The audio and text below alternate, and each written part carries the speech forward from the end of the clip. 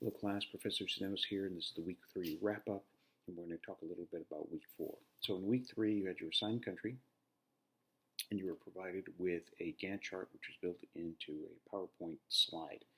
You were to take that slide, and with the list of all the tasks necessary to that need to be completed in order to conduct a trial in that country, you were to incorporate them and create a timeline with so that we could very clearly see exactly what was needed and the time that it was needed to do so. So the most important is, well, first to begin with, it wasn't really required for this particular week session, but for whenever you're putting together a presentation like this, it always needs to be very neat and very clean. When you are presenting slides in front of a group, especially when it's on a large screen, many mistakes, even sometimes very small ones, can be or just become very glaring, and so it's very important to be sure that to avoid that. So you need a title slide, and in that title slide, of course, you're going to have the title of whatever you're doing. It needs to be somewhat descriptive. A little bit of information about, in this case, say the what week it is, and the date and your name. The second slide, of course, was the slide that was provided to you.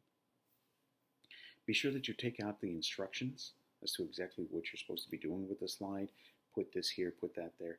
Those are very distracting, and they actually sometimes end up covering some of the information that you want to display. So this also applies to the slide that's being provided to you for week 4, but take out delete those instructions. So to begin, you need to have the list of tasks. You need to develop that list of tasks that are going to be necessary to be completed, and then second, of course, the order that they need to be completed in, and then whether or not they can be done in parallel, or if they can be, if they can be done in parallel, or if they need to be done in series. Admittedly, some of the country websites can be a bit confusing and difficult to navigate, and all the more reason there are to go out and look for different sources to confirm some of the information that you have.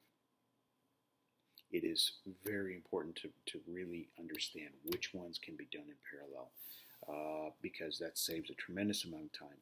But if you and be sure that it makes sense. Sometimes we come across a situation where you know that, let's say that an IRB asks for information from the IND, so they can't necessarily be done in parallel because you're not going to have that information yet.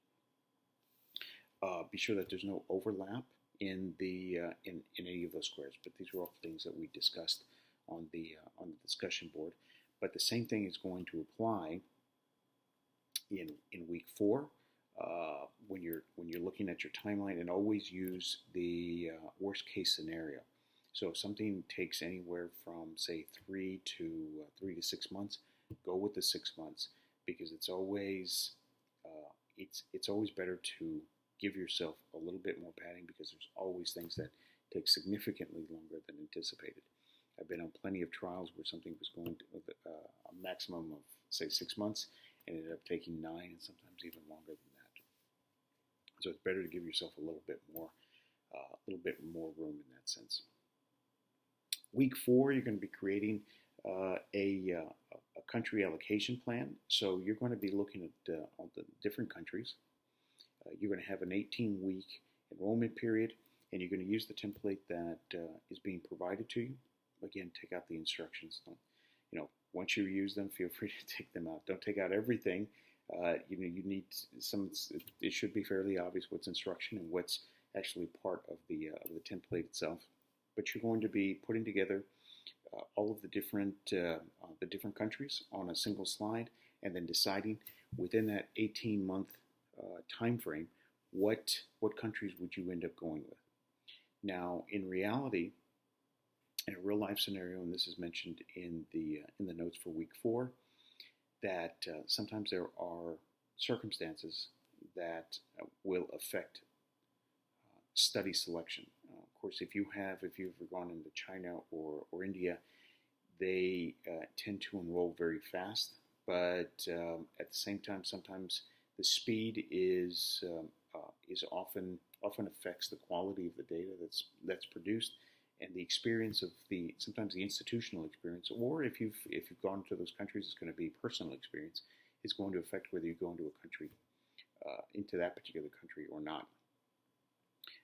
If So those are things that are taken into consideration, and when inevitably I'm going to ask you, why did you select this? That appears that I don't know, you only given yourself a single month.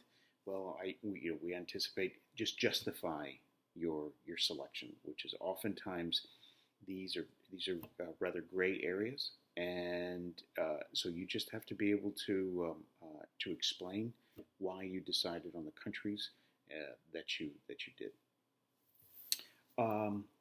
Let's see if there is anything else. I don't think so. As always, if you have any questions about this or any other week, email me or send me the question through the Ask the Professor link.